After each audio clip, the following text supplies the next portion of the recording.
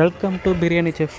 நம்ம பார்க்க போகிற ரெசிபி வந்து திருச்சி இனாங்குளத்தூர் செவத்தக்கன்னி மட்டன் பிரியாணி. இந்த பிரியாணி கடை வந்து சண்டே மட்டும்தான். 50 இயர்ஸ் ஓல்டு கடை. இது ரொம்ப ஃபேமஸான பிரியாணி. இது திருச்சி இனாங்குளத்தூர் பிரியாணினா எல்லாருக்கும் தெரியும். அந்த பிரியாணி ரெசிபி யூடியூப்லேயும் ஃபஸ்ட் டைம் நம்ம பார்க்க போகிறோம். இதுக்கு தேவையானது 200 ml ஆயில் ஊற்றிக்கிறேன். என்ன நல்லா சூடானதும் 400 grams வெங்காயத்தை பொடியை நீளமாக நறுக்கியிருக்கேன்.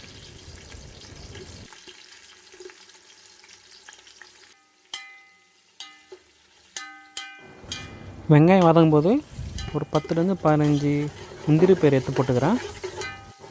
இந்த வெங்காயத்தை நல்லா கோல்டன் ஃப்ரீ ஆகிற அளவுக்கு நல்லா வதக்கணும். வெங்காயம் நல்லா வதங்கிடுச்சு. இப்போ வந்து 4 பச்சை மிளகா போட்டுக்கிறேன்.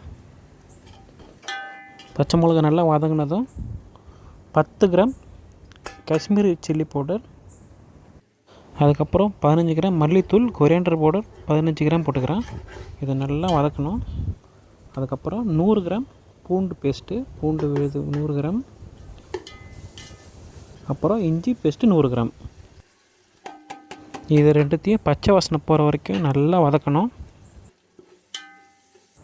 அதுக்கப்புறம் 100 ml தயிர் போட்டுக்கிறேன். தயிரை வந்து மசாலா கூட நல்லா மிக்ஸ் பண்ணி நல்லா வதக்கணும். தக்காளி பழம் 300 கிராம் போட்டு மசாலா கூட லைட்டாக வதக்கினா போதும். இது ரொம்ப வதக்க தேவையில்லை. அது கூட புதினா ஒரு கை, கொத்தமல்லி ஒரு கை போட்டு நல்லா வதக்குறேன். வதக்கிறதுக்கப்புறம் மட்டன் போட்டுடுறேன். மட்டன் வந்து ரொம்ப பொடி பீஸாக கட் பண்ணி வாங்கியிருக்கேன். தக்காளி வேகும்போது தக்காளி வந்துடும். அதனால் பிரச்சனை இல்லை. மட்டனை வந்து சின்ன பீஸாக கட் பண்ணி வாங்கி வந்துருக்கேன். இந்த பிரியாணிக்கு சின்ன பீஸாக மட்டன் போட்டால் ரொம்ப நல்லாயிருக்கும். மட்டனை மசாலா கூட நல்லா பரட்டி இந்த மாதிரி தண்ணி விடணும். அதுக்கப்புறம் தான் தண்ணி ஆட் பண்ணணும். மட்டன்லேருந்து தண்ணி விடும், அப்புறதுக்காக தான் தண்ணி ஆட் பண்ணணும். தண்ணி வந்து 1க்கு 2, 1 கப் அரிசினா 2 கப் தண்ணி. நான் சுடு தண்ணி தான் ஆட் பண்ணணும். இதுக்கு நான் தண்ணியில் உப்பு போட்டேன். நீங்கள் உப்பு பார்த்து செக் பண்ணி போட்டுக்கோங்க. இதை வந்து ஒரு 45 மினிட்ஸ் நல்லா 30 to 40 மினிட்ஸ் நல்லா வேக வைக்கணும்.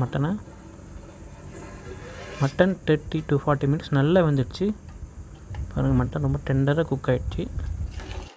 நம்ம இது வரைக்கும் பட்டை கிராம்பு ஏலக்காய் எதுவுமே போடல. இதுக்கப்புறம் தான் போட போகிறோம். அதுக்கு ஒரு கப்பில் தண்ணி எடுத்துக்கிட்டு பட்டை, கிராம்பு, ஏலக்காய் 3த்தையும் பவுட்ரு பண்ணி சேர்த்துருக்கேன். அது கிராம்பு அளவு சொல்லியிருக்கேன். அதில் 6 எலுமிச்சம்பழம் போட்டு தண்ணி ஊற்றி நல்லா மிக்ஸ் பண்ணிவிட்டு இதில் போட்டுடுறேன். இதில் ஊற்றிடுறேன். இதை ஊற்றிட்டு 1 கொதி 2 கொதி வந்ததுக்கப்புறம் அரிசி ஆட் பண்ணிக்கலாம். இனாங்குளத்தூர் பிரியாணி இப்படி தான் செய்வாங்க. மசாலாவை கடைசியாக கறி வந்ததுக்கப்புறம் தான் மசாலா போட்டு கொதிக்க வைப்பாங்க. அதுமாரி தான் கரம் மசாலா போட்டுட்டு நம்ம நல்லா இது கொதிக்க வச்சிடணும். 1 கொதி 2 கொதி வந்தால் போதும்.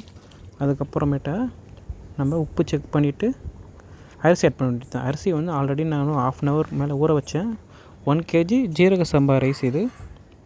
இந்த அரிசி ஊற வச்ச அரிசி ஆட் பண்ணிவிட்டு இதை நல்லா கிளறி விட வேண்டியது தான். நல்லா கிண்டி விடணும். அப்போ தான் மசாலாவும் ரைஸ் நல்லா மிக்ஸ் ஆகும். ஹை ஃப்ளேமில் வச்சு பிரியாணி நல்லா கிளறி விட்டுகிட்டே இருக்கணும். தண்ணி சுண்டுற வரைக்கும் நம்ம கிளறி விட்டுட்டே இருக்கணும். அப்போ தான் அடி பிடிக்காது. ஓரளவுக்கு தண்ணி சுண்டிடுச்சு. இப்போ வந்து 50 ml கீ போட்டிருக்கேன். 50 ml நெய் வந்து ஊற்றிக்கிறேன். தண்ணி சுண்டினதுக்கப்புறம் 50 ml நெய் போட்டு புதினா கொத்தமல்லி போட்டுட்டு ஒரு 20 நிமிஷம் ஸ்லோ ஃப்ளேமில் தம் வைக்கணும்.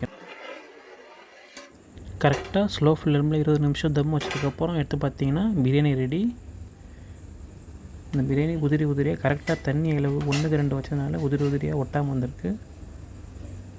கறி சின்னதாக போட்டதுனால நல்லா சாஃப்டாக வந்திருக்கு. இது வந்து Trichy Inamkulathur Sevathakanni mutton biryani.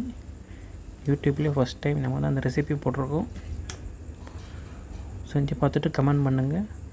Thank you for வாட்சிங்.